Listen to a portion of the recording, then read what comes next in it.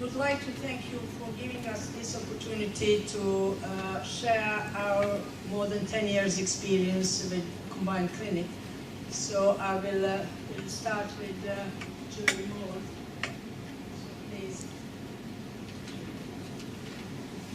Right. Hi, I'm Julie. I'm a nurse from Royal Infirmary, which is a district general hospital. It's not but we do surgical operations here. So I'm just going to talk about the past, present and future multidisciplinary clinics that we have here. I'm used to this, sorry. Right, so the aim of this talk is to understand multidisciplinary team working, basically to relate some ideas to your own children, really, in your own health settings. So historically, the NHS has always had multidisciplinary team working, but you might see different professionals. So as a parent, you may take your child to see somebody and they'll say, I'll talk to somebody else, and then you go to your next clinic and you carry on like that. And sometimes communication isn't always flowing exactly as you want it to. So there is MDT working, but we thought that sometimes professional advice was given, but then it wasn't always communicated correctly or appropriately to the different professionals. So if I look at child-centred hospital services or family-centred care, children and young people should receive care that's integrated and coordinated. And so that asks the question. So in the past, children and family visited different professionals and attended lots of different clinics. It wasn't very coordinated, and I thought and a lot of people thought, that there was variable support. And as you know, you often go see a person and you have to relate all your history, and then you go see somebody else and you have to relate all your history. So the question was, TOF children and families are seen by many different health professionals with involvement of regional and specialist services. So our services coordinated, and is communication of an adequate standard. So I looked at a case of one of our children, and these were all the people that he saw, or she saw, and I'm sure some parents in you can relate to that. Then I looked at another one, which was less, but still seeing lots of people. So we'd started a clinic in 2004, and we have a dietitian, physiotherapist, nurse, respiratory physician, gastroenterologist, surgeon, and we classed the child and family as part of our team.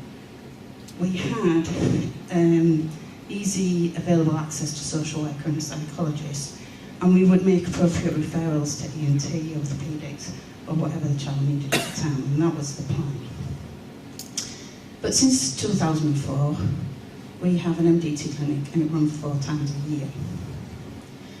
So the child and family are at the centre, and these were the people we saw, which reduced the amount of clinics that the child and family had to attend.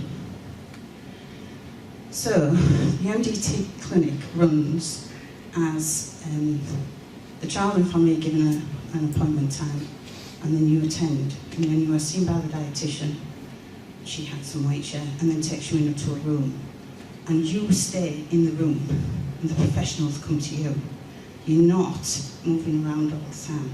This is quite difficult for professionals, because I like to stay in the same room and do the dictation at the same time, so it put a different emphasis on different things.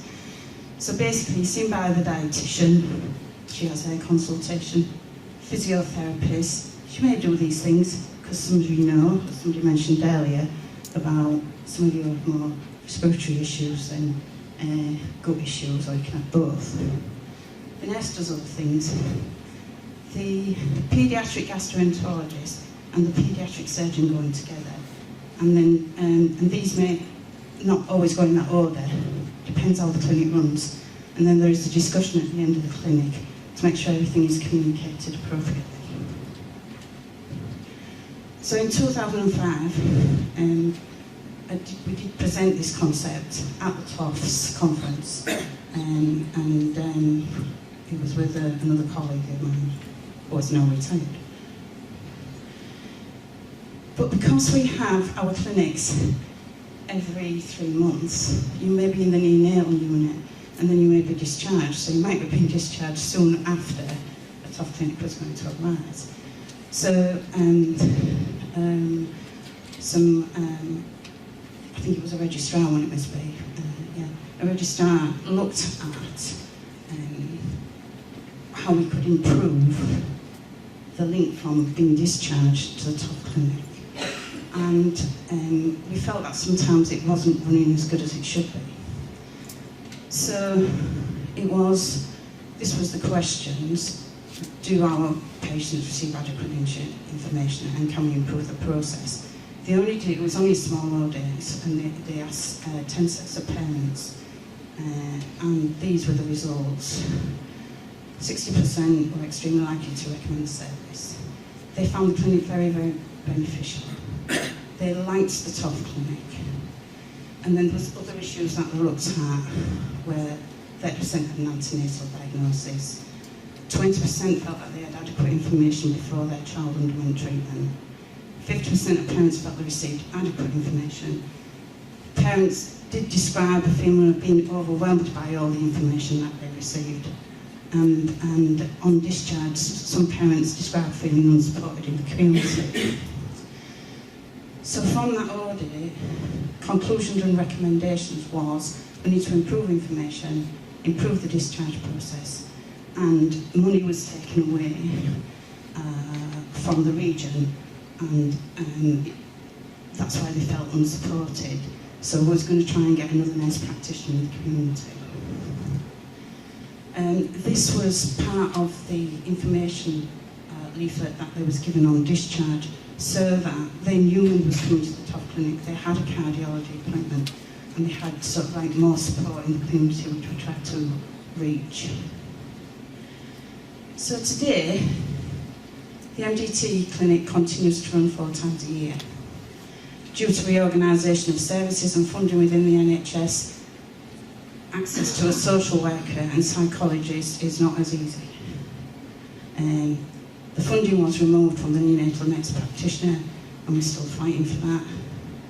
And members of the team have changed. And when you have a team, when you do get changes, that can cause issues as well. However, we have seen improvements, and we have reduced the number of hospital visits.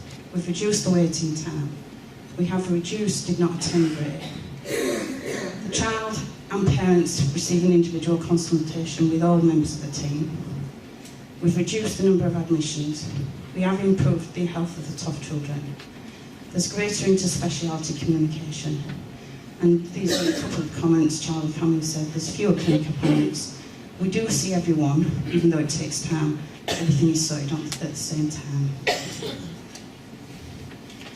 One of the main things is family-centred care in the clinic. And we've all got to have respect for one another. We've got to collaborate. We've got to support. And for parents, we need to make them feel welcome, be with the child throughout the consultation. Parents need to be able to question, be listened to, and feel included in the discussions. You need to be given honest information. There's contact numbers. There's education. You need to know what all members of the MDT do and their roles. And because we have about 40 children, a little bit more, on our books, we are quite familiar with the child and family. And the MDT need to understand what the child and family are going through at times, because everybody's an individual. So quality. You can't always sort of like judge quality in the health service prior to purchase and consumption. You have to experience it. And there's lots of different factors in the NHS now. So there are organisational factors, there's the provider, there's environmental factors, and there's also customer-related factors. And one of the things is, what I wanted to point out was that there are environmental factors in running an MDT clinic, because you've got to have rooms, because we have more than one room.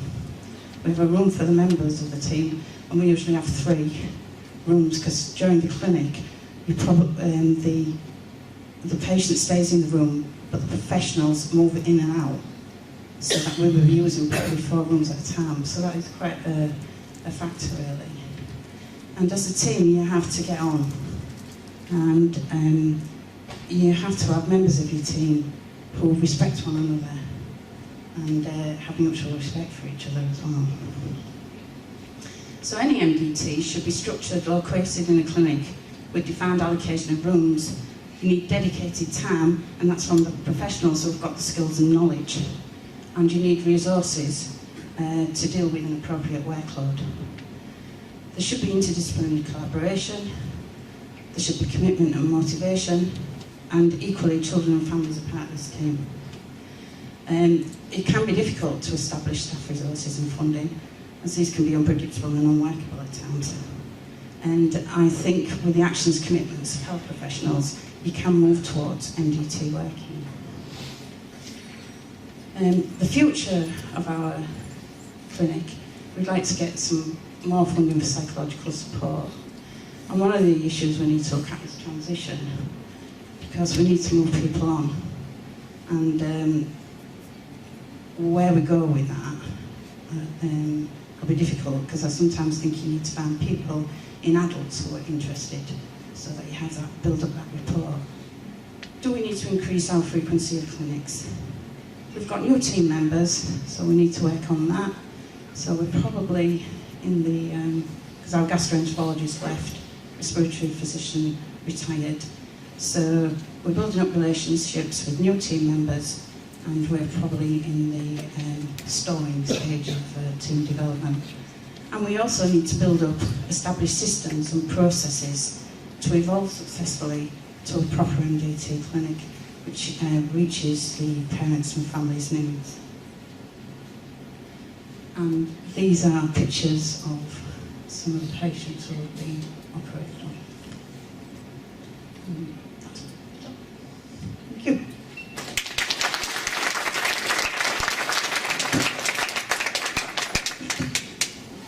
I would just like shortly to add that the importance of this clinic not is only valuable for us, but is what is more important, is valuable for patients, which are our priority.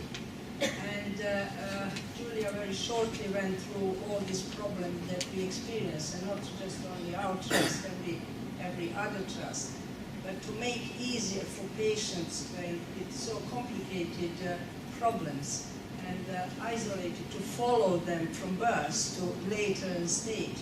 It's a very important and something that we are very proud of, because our children are something that all our life is going around, and if we see them better and sending us cards and coming, traveling around and living normal life is better than anything, or coming back and saying, oh, we went to that center with more experience, and they said, oh, is it possible that you were for so long time without tracheostomy? Or how is it possible that you were eating this? Or recently, our last clinic was in April when we got a child who came with a box of chocolates saying, do you know, I wasn't in hospital admitted for last year, which is success for a child who was every 2 weeks or every 3 weeks for some reason.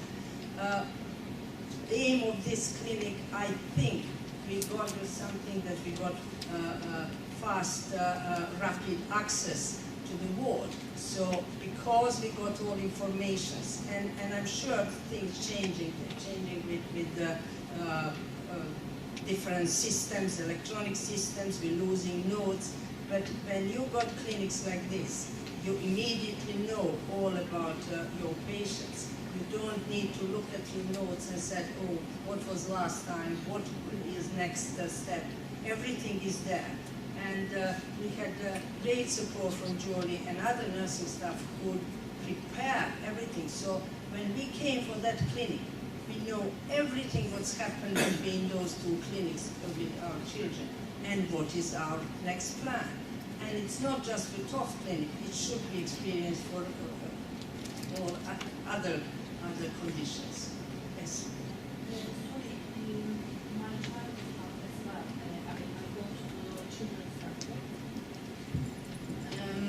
see the pediatrician, Dr. Jones, and we see the physiotherapist and dietitian as well, and health visitor. They ask me because I work also. Sorry, I go to the children's center and they ask me to do EHAT. That helps with all different areas and what they are following with the child. You know, would it be helpful? I didn't do that. You know.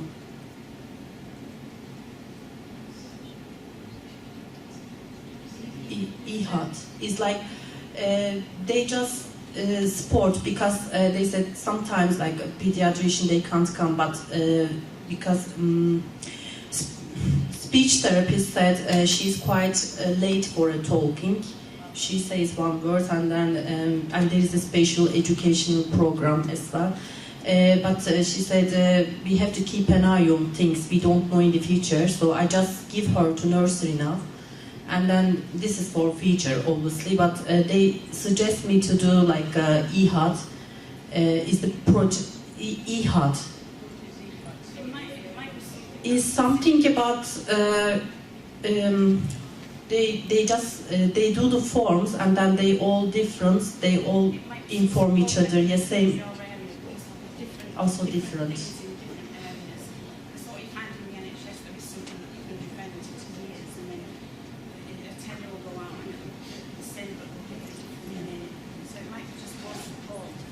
Or to know everybody each other, do you know what I mean? It's the educational healthcare plan. Sorry. Okay, thank you.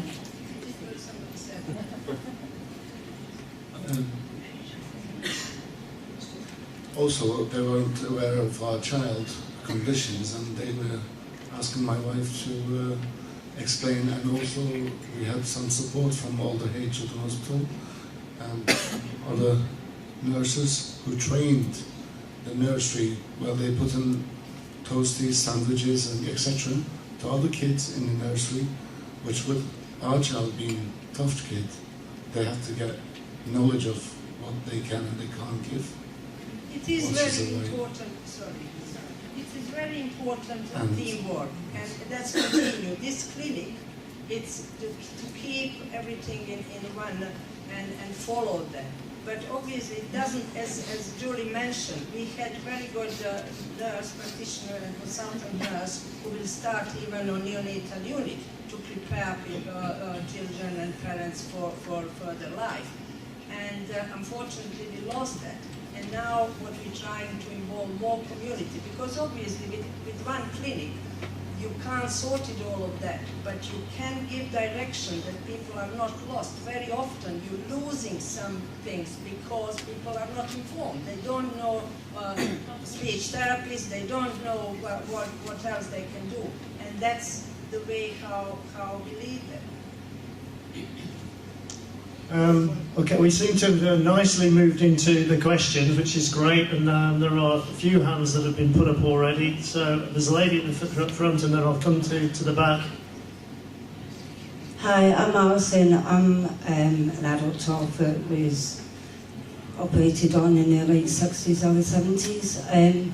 My question's really about, if you've been going, like on your notes, then from very successfully from 2004, that's over 10 years. How's that, the success, been disseminated nationally? Because it's obviously a big issue to have everything integrated and not jump from one clinic to another.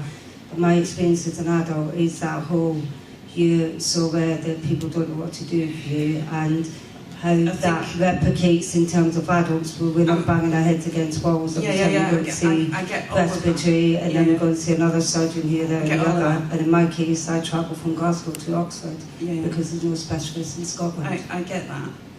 The thing is like you've been in paediatrics, we sort of like keep it together, yeah. And then sort of like I'm not just talking specific for TOF, I'm talking in general. Paediatrics with sort of like complex conditions, and what you find is like, where is there an adult who would take on all of that? I think it's, if you've got I don't know whether anybody here medically would agree with me, but I think you need to transition to somebody who whatever your real issue is, whether it be gut or chest, is to be referred to that consultant, so that they pick you up. And that's what I'm saying about transition. I'd be interested in what people are saying about transition. If there isn't, I know, and it's a big issue within peds to adults. We're going to, excuse me, after the break, we've got a session about transition, so which I'm just going to introduce in a few minutes' time. I think. We talk about that, but I think it's a problem with pediatrics. Anyway, that we, in some way, shouldn't be, but people said that we spoiled our patients because we see them. We are still general pediatric surgeons, and we see everything and involve all team. We work together.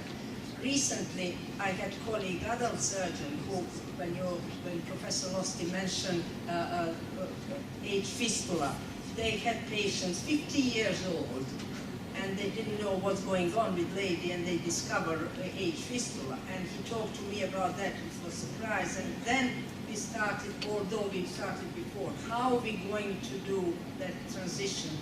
It will be discussion later. That's a huge problem. Sorry, thank you. I've got a question here. I just want to say thank you for the brilliant talks. I'm over here, sorry. It's a real shame that not everywhere is doing multidisciplinary team clinics. My son attends Bristol, and currently we just see the surgeon, we're not under anyone else. I've got a cheeky couple of questions. I just wonder, does every patient see every professional in your MDTs? Sounds like a yes. And also, I was interested that you aggressively monitor for strictures, and I wondered how frequently you're monitoring for strictures? Okay, a couple of points to just track back quickly. In terms of transition, it is very topical at the minute. In Nordic countries, they've begun to establish centres for rare diseases. In other words, there are paediatric surgeons looking after adult patients born with birth defect conditions such as esophageal atresia and rectal malformations, diaphragmatic hernia, etc.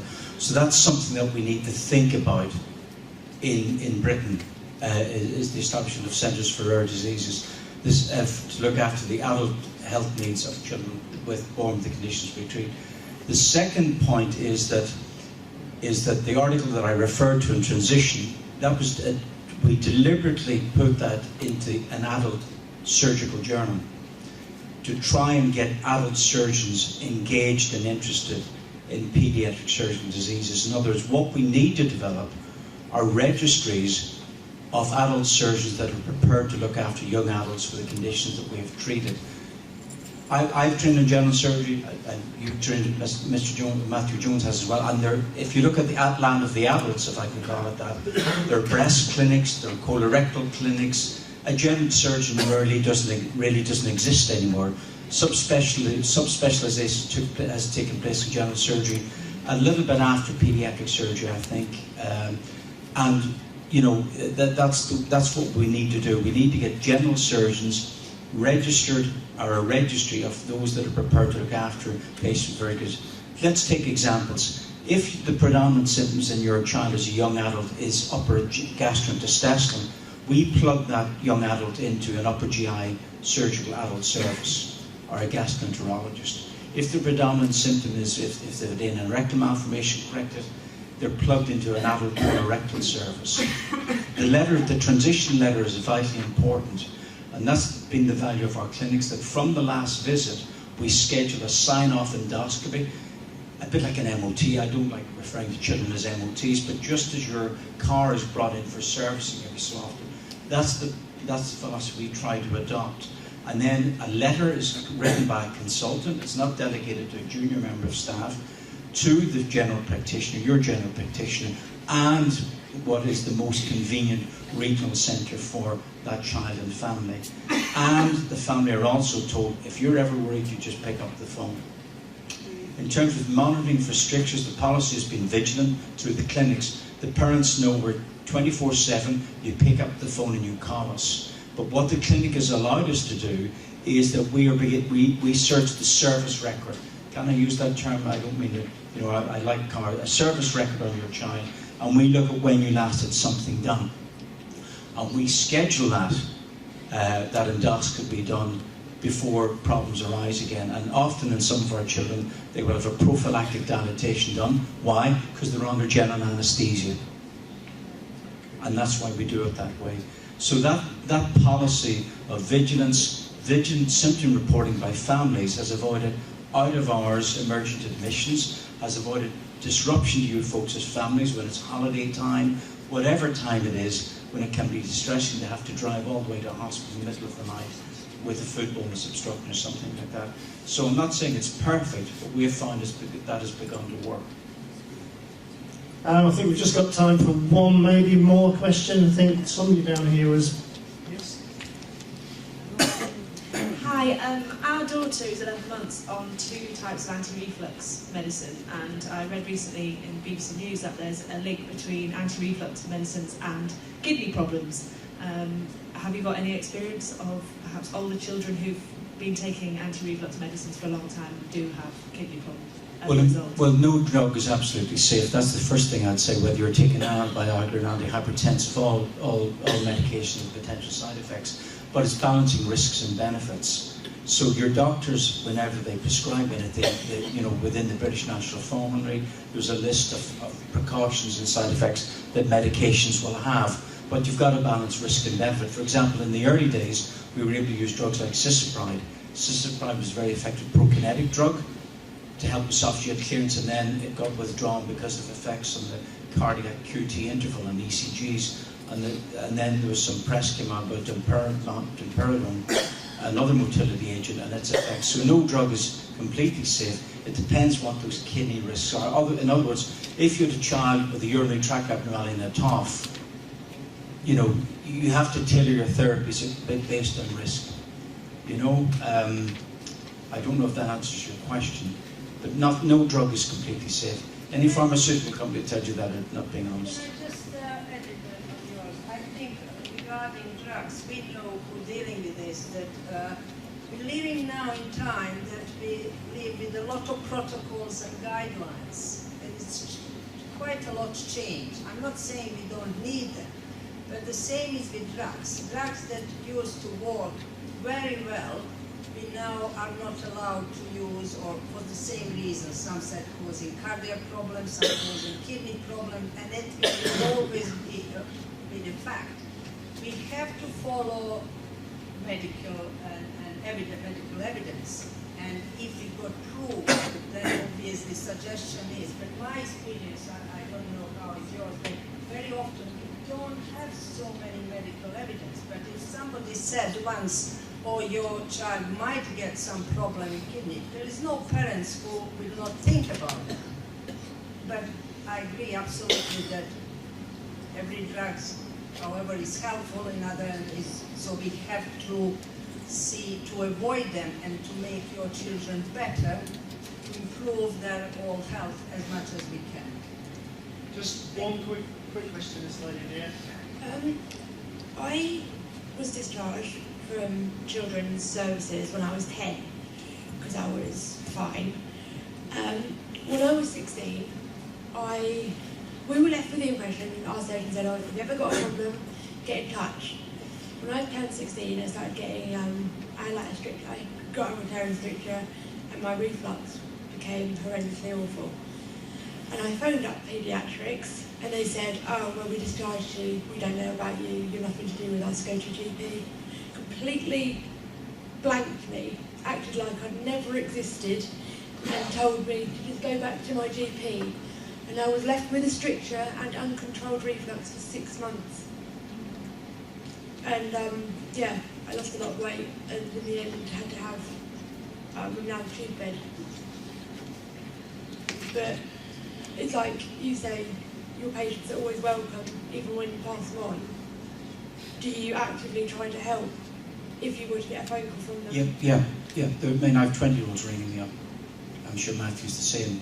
And I'm really sorry to hear that, but these things do happen. But that's why the safety net is that the parent, they can still telephone us, because we can use the word, we're empowered. We can ring an adult surgeon or physician and say, hang on a minute, what's going on? We need this patient seen. So we can sort of do that because there's nothing worse than being a patient. Some of us have been patients. I've been a patient for other reasons, and you're very vulnerable. You feel vulnerable because suddenly you have no control of your own health. So that's parents ring us and we can make those phone calls.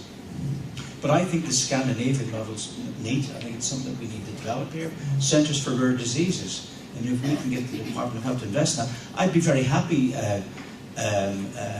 Graham, looking after you. And not that you need any looking after. Yeah. But, I mean, it's great to see people, whatever, and I think there are a group of surgeons that would be prepared to do that. I would be prepared to look after the patients I treat right, and see them at 20 and see them at 30. I witnessed that in Helsinki when I visited. Yeah. And that's something that we need to begin to think about. Centres for Rare Diseases. I'm very conscious of the time, but I'm also conscious a couple of people are going to... Is it quickie? Yeah? Can I just say that our consultant discharged my boy at 6 and gave me her business card and said at any time, ring the secretary and I'll take it straight back on the list. And I have rang her twice, and we don't have an annual review. I just ring her and she will see us. And I would recommend that if you asked, you may not get that business card, and that's been our lifeline. So because we don't have an annual review. And I must let Josh ask a question because it's very unfair, because Josh holds the world record for having travelled the most miles to a TOFS conference. He's coming from Melbourne, so...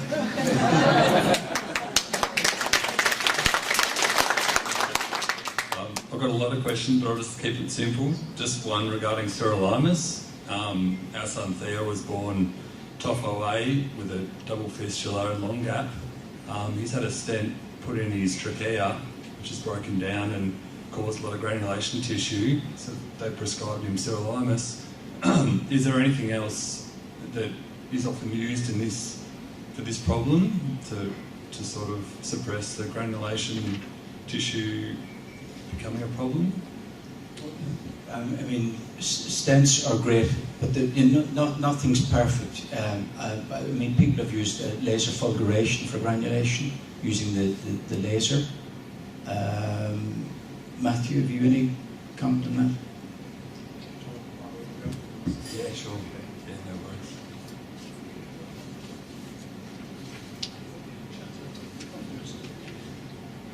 Okay, I'm really conscious we're going to have to stop, actually. I really would like to thank our speakers very much. I'm sure you will as well. And before